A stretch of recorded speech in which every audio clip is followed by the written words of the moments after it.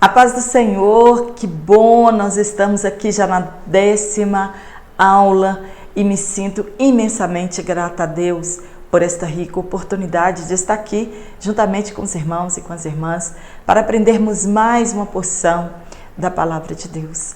E para você que está aqui pela primeira vez, eu sou Jane Martins de Souza, professora, superintendente de Escola Bíblica Dominical. E agradeço a Deus e a cada um dos irmãos que estão aqui no meu canal, os irmãos que se inscreveram, que têm curtido as minhas aulas, que Deus continue te abençoando grandemente. E hoje, na lição de número 10, nós vamos falar sobre poder do alto contra as hostes da maldade. Nós sabemos, por intermédio das Escrituras Sagradas, que sem o revestimento, sem o poder que vem de Deus, nós não podemos de nenhuma forma pregar o Evangelho de Jesus Cristo.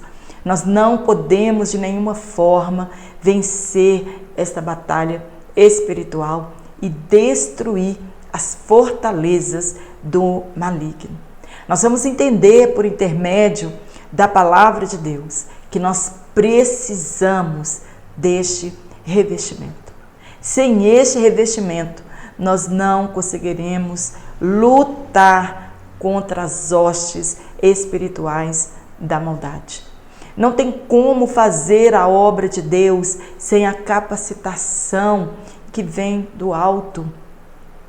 Este batismo no Espírito Santo, este poder, esse dinamos que vem de Deus é para nos capacitar, para nos revestir, para nos dar coragem e ousadia para anunciarmos o Evangelho de Jesus Cristo, levar o Evangelho e pregar o Evangelho a toda criatura. Quando Jesus Cristo comissionou, os seus discípulos e os enviou para anunciar o Evangelho, ele os revestiu de poder e de autoridade sobre demônios e sobre enfermidades. E Jesus Cristo, antes de ascender aos céus, ele deixou uma ordem para os seus discípulos, para aqueles que estavam ali vendo, presenciando, testemunhando a sua volta para o céu. Jesus ordenou a eles que evangelizasse o mundo inteiro, que evangelizasse Samaria, Jerusalém, toda a Judéia e até os confins da terra. Mas como que eles seriam arautos e testemunhas? Jesus então promete enviar a eles a promessa do Pai, Deus. Lá em Joel está escrito 2:28 e 29, Deus promete derramar o seu Espírito sobre toda a carne. E Jesus reforça esta promessa naquele dia. Ele manda que os discípulos ficassem em Jerusalém. Jesus não falou quantos dias eles deveriam ficar em Jerusalém. Eles deveriam obedecer, confiar na promessa do Pai, confiar na promessa de Jesus Cristo. Então haveria o derramamento do Espírito Santo. Jesus disse para eles: vocês vão ser revestidos de poder que vem do alto. Então vocês vão ser capacitados e poderão então anunciar o Evangelho a todas as nações. Mas para que isto acontecesse, eles deveriam obedecer e crer na promessa. Eles deveriam ficar em Jerusalém, no lugar de adoração, até que do alto eles fossem revestidos de poder. A ordem era esperar. A ordem era para que eles não saíssem por aí afora desprotegidos, sem o revestimento do poder que vem do alto. Jesus estava dizendo para eles: vocês enfrentarão coisas terríveis, vocês enfrentarão resistência, vocês combaterão contra as fortalezas malignas, contra as hostes espirituais da maldade. Sem o revestimento do alto, o poder que vem de Deus, vocês não conseguirão. Portanto, fiquem em Jerusalém. Está em Atos capítulo 1, versículo 8, Lucas capítulo 10, do versículo 1 ao 24, e também o capítulo 24, versículo 49, que é o nosso texto áureo. Somente vencemos o maligno com o poder do alto e com a pregação do Evangelho de Jesus Cristo. Hoje nós falaremos sobre um homem que tinha todas as características exigidas pelos discípulos da igreja do século I para ocuparem o cargo de diácono. E uma dessas exigências é que eles fossem cheios do Espírito Santo, para que servissem à mesa. E um dentre estes 7 escolhidos pela multidão foi Filipe, que, ao passar do tempo, se tornou um grande evangelista. Tinha uma grande chamada para o evangelismo. Quando houve, então, a perseguição em Jerusalém aos cristãos, inclusive Paulo fazia parte desta perseguição, muitos deles saíram de Jerusalém levando o evangelho às nações vizinhas, enquanto que os apóstolos, eles permaneceram em Jerusalém. Está em Atos capítulo 6, versículo 3 ao 7, capítulo 8, do versículo 1 ao 40, que é a lição que nós estamos estudando hoje. Filipe, então, aproveitou a perseguição e usou-a como uma oportunidade de pregar o Evangelho, para avançar com o reino de Deus. A perseguição, então, ela abriu a porta para um ganhador de almas. Nós não podemos deixar que as nossas lutas, que as nossas provações nos impeçam de anunciar o Evangelho de Jesus Cristo. Devemos aprender com esses homens, com essas mulheres da igreja do século I, que em meio à perseguição, eles viram ali uma oportunidade para evangelizar as pessoas. A perseguição abriu porta para um ganhador de almas. Em Apocalipse, Jesus diz à igreja de Filadélfia, que está no capítulo 3, no versículo 7 ao 13: Eis que pus uma porta aberta diante de ti, e ninguém a poderá fechar. Estava ali, naquele momento, sendo aberta a porta da evangelização transcultural. E o lugar onde anteriormente Jesus disse que eles não entrassem para evangelizar, em Mateus capítulo 10, versículo 5, quando Jesus enviou os 12 em sua missão, Jesus abriu um parêntese e disse para eles que não eram para levar o evangelho aos samaritanos, mas às ovelhas perdidas de Israel. E agora, neste contexto em que Filipe está, chega a oportunidade deles evangelizarem a Samaria. Filipe, então, leva o evangelho de Cristo a Samaria. O evangelho, ele já tinha sido pregado ali por Jesus, está em João, capítulo 4. Na Escritura está registrado: era necessário passar por Samaria. Quando Jesus chega no poço de Jacó, na cidade de Sicar, Jesus, ele quebra vários protocolos ali para um judeu. Ele fala com uma mulher, e uma mulher samaritana. Ela fica surpresa que Jesus, um judeu, fala com uma mulher e uma mulher samaritana. Ela creu nele, creu através da sua revelação que ele era o Messias. Ela deixa então seu cântaro ali no poço, volta para a sua cidade, anuncia para as pessoas que ela tinha encontrado o Messias. As pessoas creem no que ela diz, volta para onde ela estava, no lugar de origem, no poço, encontram-se com Jesus e creem em Jesus como o Messias, como Filho de Deus. Mas havia, quando nós lemos esse texto, nós enxergamos ali uma rivalidade que havia entre os judeus e os samaritanos. E nós vamos entender agora o porquê desta inimizade entre estes dois povos, que na verdade era um povo só. tudo começou depois da morte do rei Salomão, quando seu filho Roboão assume o trono, despreza o conselho dos anciãos, prefere o conselho dos mais jovens, se tornando então um rei ímpio, e a Escritura diz que ele fez tudo o que era mal diante dos olhos do Senhor. Provocou a Deus, ele e o seu povo. Salomão, ele tinha colocado tributos pesados demais para o povo. Salomão também tinha construído altares para deuses pagãos e também tinha se curvado à adoração destes deuses. E por causa dos pecados de Salomão, Deus suscita inimigos para pelejar contra o seu reino. E até Jeroboão, filho de Nebate, da tribo de Efraim, se levanta contra o seu próprio rei. Está em 1 Reis, capítulo 11, versículo 26. Ele era um varão valente. Salomão, então, aproveita este jovem, o coloca sobre a casa de José. E quando ele estava no campo a serviço do rei Salomão, estava com uma capa nova, Deus então envia o profeta Aías ao encontro de Jeroboão ali no campo.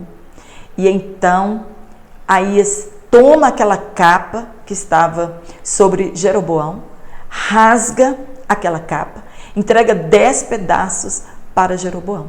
Deus estava dizendo para ele que as tribos iam ser divididas, que Deus ia entregar o governo de 10 tribos a ele e que 2 tribos ficariam com Roboão, por causa da promessa que Deus tinha feito a Davi, que sempre haveria uma lâmpada na descendência de Davi, que seria dela que nasceria o rei, o salvador do mundo. Então Deus rasgou o reino das mãos de Salomão e entrega para aquele jovem, para Jeroboão, dando a ele 10 tribos.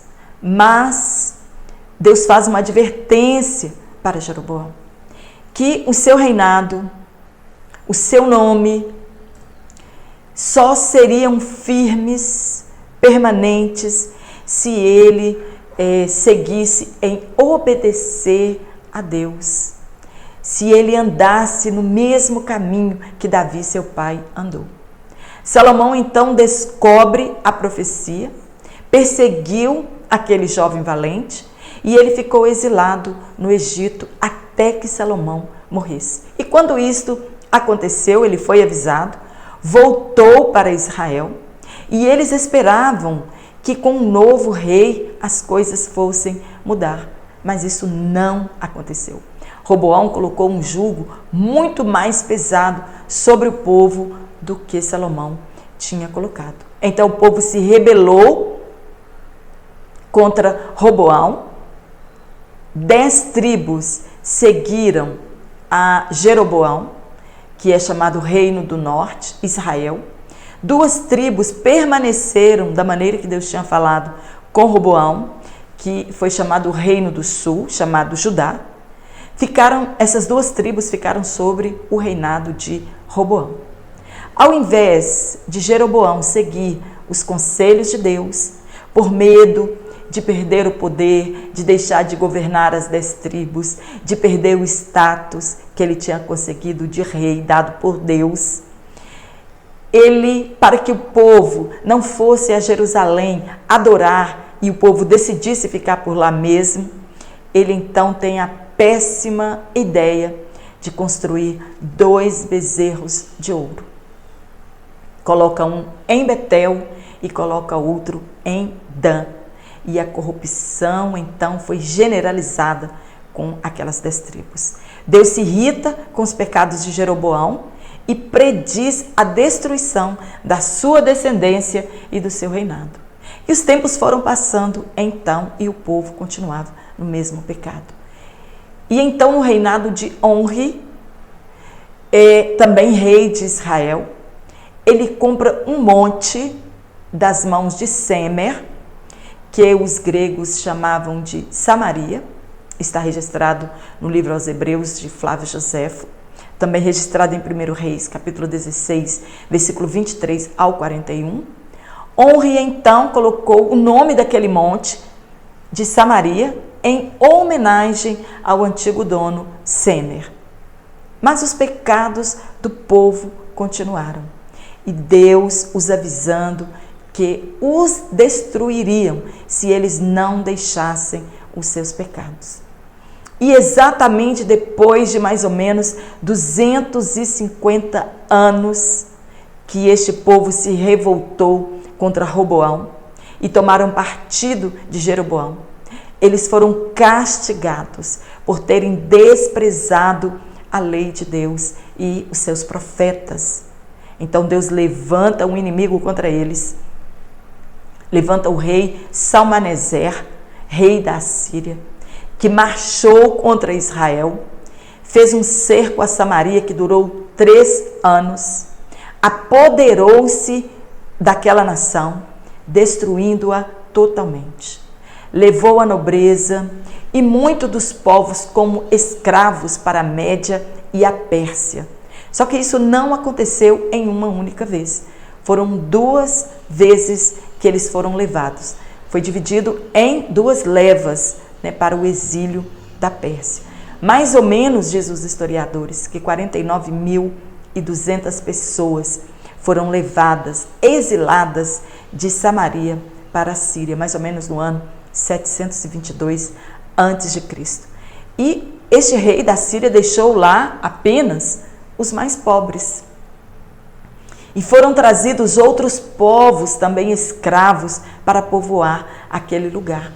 Quando um rei fazia isso, era uma estratégia militar para enfraquecer aqueles povos, para que eles não se fortificassem, para que eles ficassem misturados com outras nações e não poderiam mais tomar o poder de volta.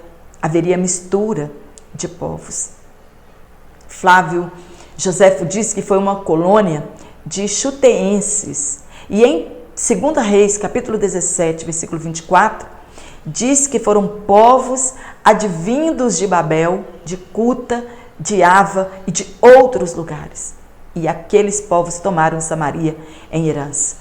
E aqueles israelitas que tinham ficado naquele lugar se casaram com mulheres e com os homens de outras nações que foram morar ali.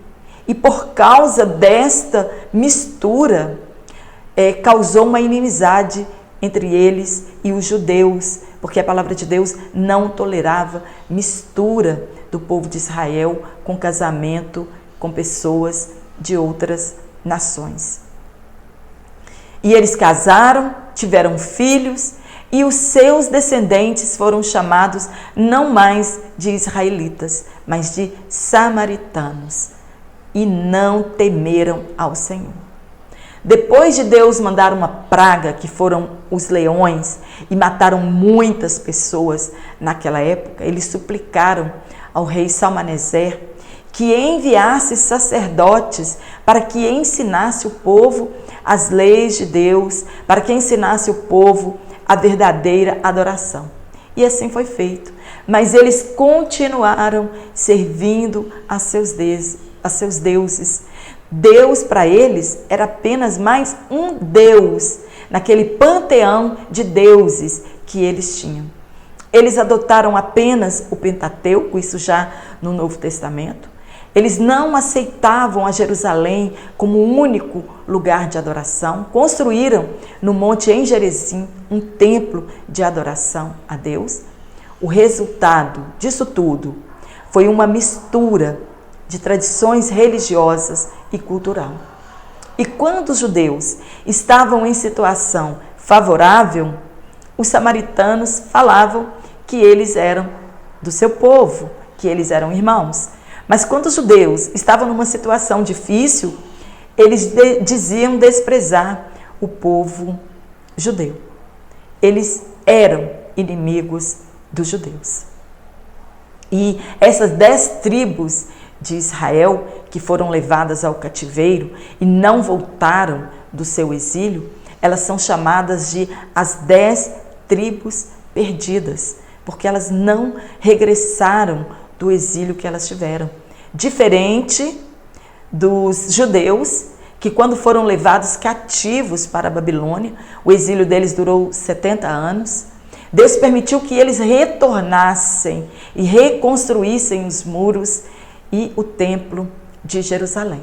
Os judeus, sim, retornaram do seu exílio da Babilônia.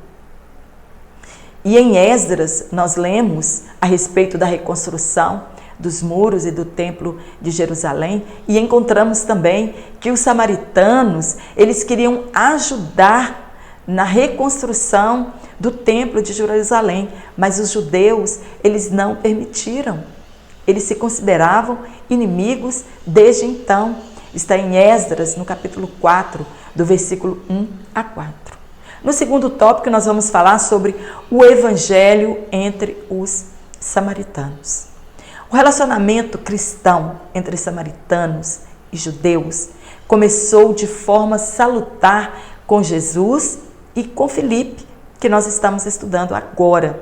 Isto quer dizer, serviu de auxílio para resolver estes problemas entre eles e acabar de uma vez por todas com as diferenças religiosas.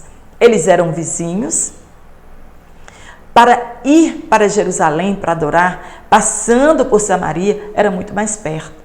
Mas como eles eram rivais, inimigos, os judeus preferiam passar por um caminho muito mais longo do que passar por Samaria. Eles não queriam enfrentar a hostilidade que haviam entre esses dois povos. Os samaritanos, eles também não criam em Jesus.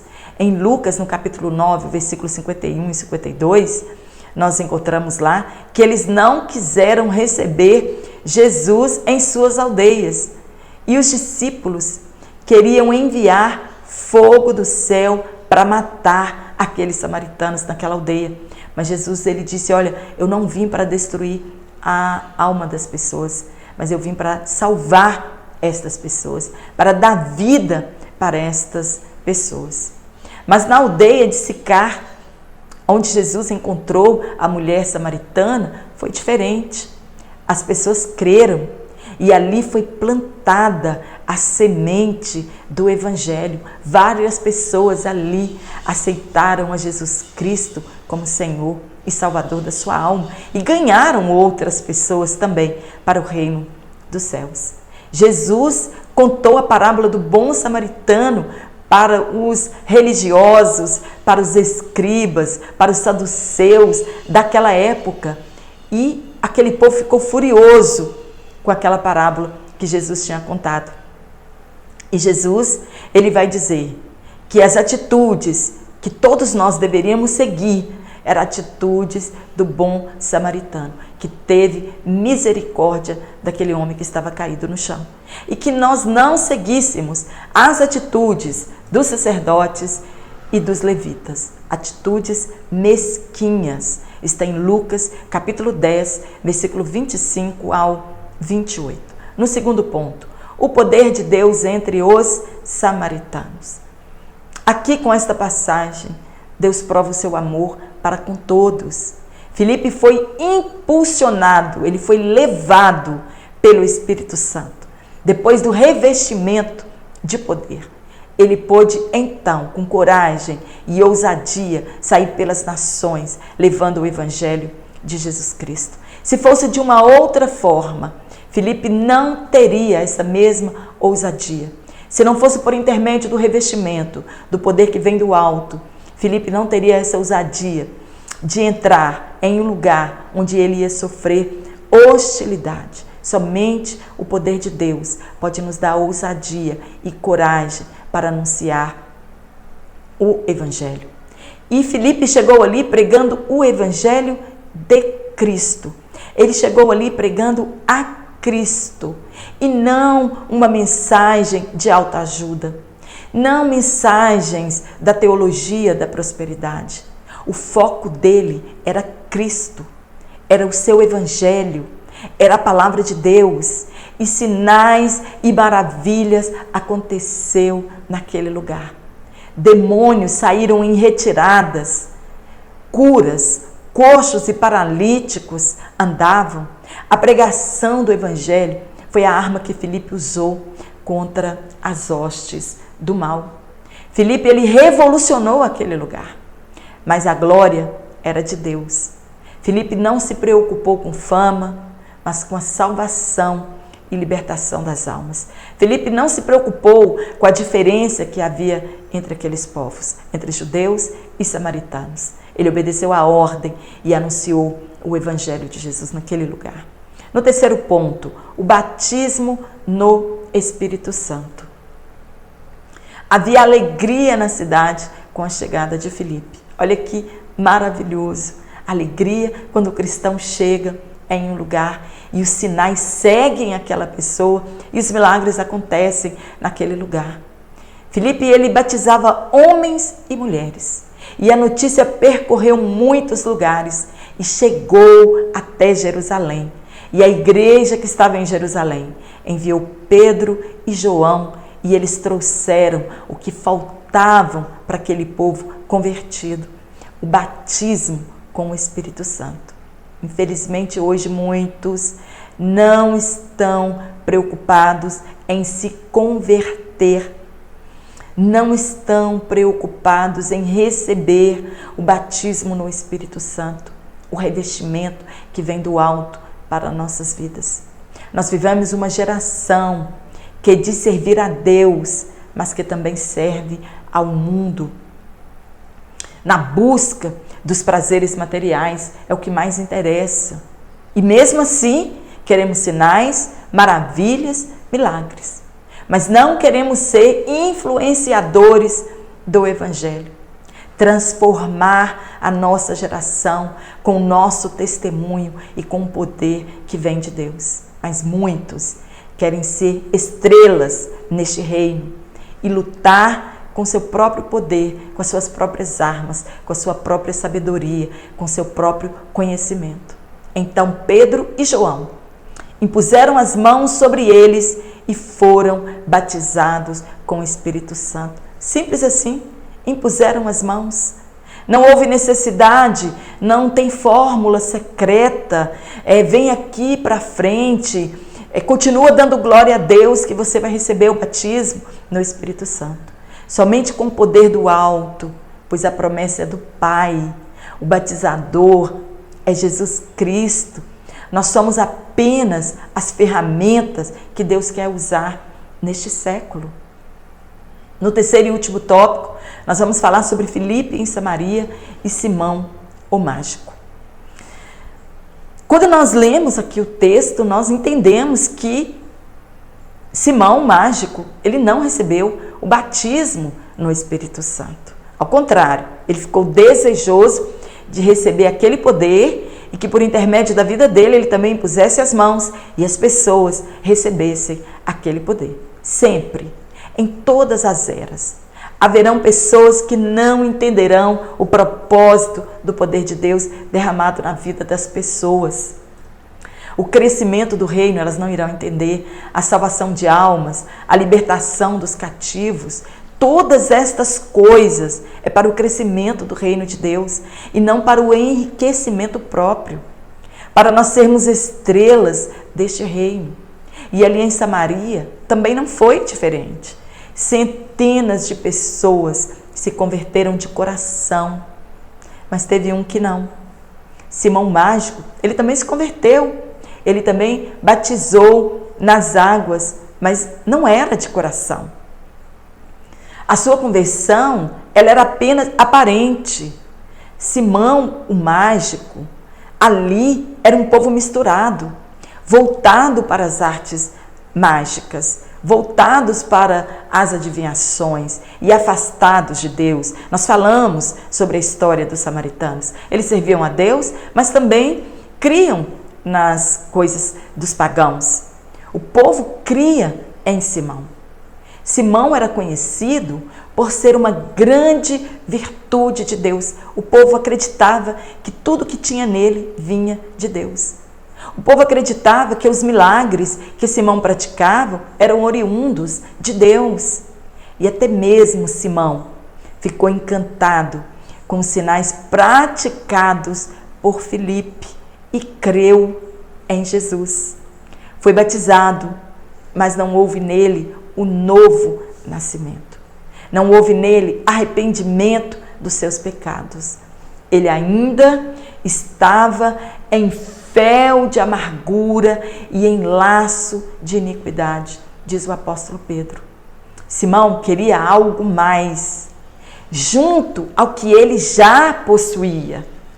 Seria perfeito. Ele iria impactar as multidões. E de acordo com os padrões materialistas, tudo tem seu preço. Simão ofereceu um preço, uma quantia, para comprar aquele dom. Hoje, mensagens são contratadas para amaciar o ego das pessoas. Hinos são feitos para consolo das pessoas e não para adoração a Deus e às suas obras. As pessoas continuam crendo que estas pessoas são representantes de Deus, quando na verdade não são. Possuem um poder que vem de Deus. As pessoas acham que estas pessoas são usadas por Deus. São cachês caros para pregadores que se intitulam enviados de Deus para orarem para curas divinas. Cantores caríssimos, um verdadeiro mercado com os dons de Deus. Simão também, ele pensava da mesma forma. E diferentemente daquela época, hoje não tem Pedros e Joãos para revelar as profundezas do coração destas pessoas. Ele fez uma oferta para comprar o dom. Daí vem o termo simonia, para descrever o comércio de coisas sagradas, como sacramentos, por exemplo.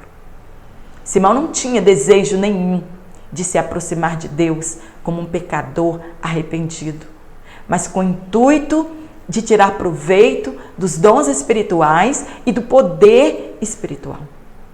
Quantos Simãos há espalhado por este mundo comercializando os dons de Deus? Quantos neste momento estão negociando o Evangelho, fazendo da igreja um balcão de empregos, fazendo dos púlpitos um palco e um palanque, vendendo a palavra de Deus? Como Filipe, nós devemos ser impulsionados a ganhar almas e ter como recompensa a nossa salvação.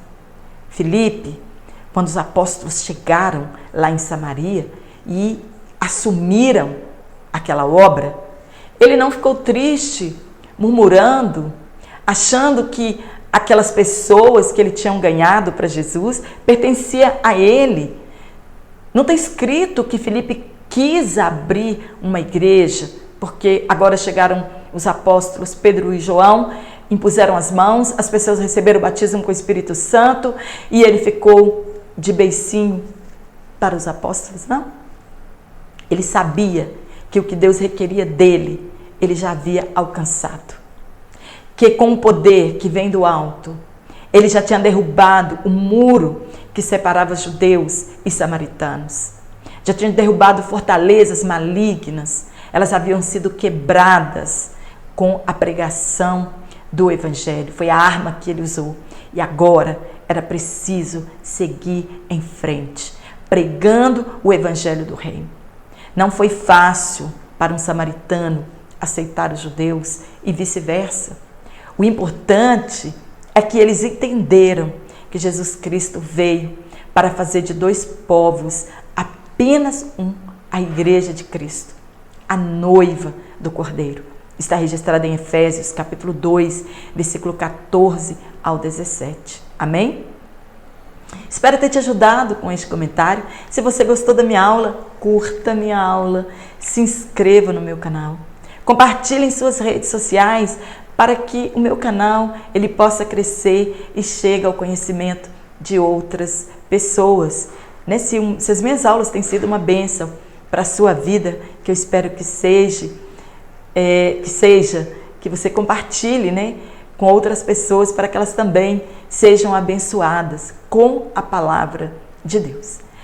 E eu quero mandar um abraço carinhoso para todos os irmãos que têm orado por mim, pelas pessoas que se inscreveram no meu canal, têm curtido as minhas aulas, têm me incentivado, têm me dado dicas para que o meu canal melhore. Somente Deus para te abençoar na pessoa de Jesus Cristo. E eu quero mandar um abraço aqui para o nosso irmão presbítero Daniel Lourenço de Bonito, Pernambuco, também para o irmão presbítero Carlos, da Assembleia de Deus de Seropédica, Rio de Janeiro. O irmão me corrija, por favor. Também para a nossa querida irmã Maria de Jesus, lá em Manaus, Amazonas. Lúcia Lima, de Laranjal, do Jari, lá no Amapá. A nossa querida irmã Marinês, da Assembleia de Deus do Campo de Coqueiro, em Belém do Pará. Para a nossa irmã Maria Cristina, da Assembleia de Deus de Teodoro Sampaio, de São Paulo. Para o nosso irmão Sérgio Júnior, de Belo Oriente, Minas Gerais, aqui, bem pertinho de nós. O nosso irmão evangelista Isaías e sua esposa missionária Gláucia, da Assembleia de Deus em João Pessoa, estão sempre assistindo as minhas aulas, lá do Paraíba. Deus abençoe esse casal maravilhoso. Nosso irmão Jorge Luiz, da Assembleia de Deus de Pernambuco. Lorival Pereira, da Assembleia de Deus de Perus, em São Paulo. Leone Melo, de Belo Horizonte, Minas Gerais, um abraço. Nosso irmão Tarcílio Martins está sempre aqui também, do Vale Encantado, Vila Velha, Espírito Santo. Graciela Santos, do Rio de Janeiro, um beijo para você, um abraço para todos os irmãos. Fiquem todos na paz do Senhor e eu te espero aqui na nossa próxima aula. Já estamos quase terminando o nosso trimestre e eu aguardo você na nossa próxima aula, se Deus assim nos permitir.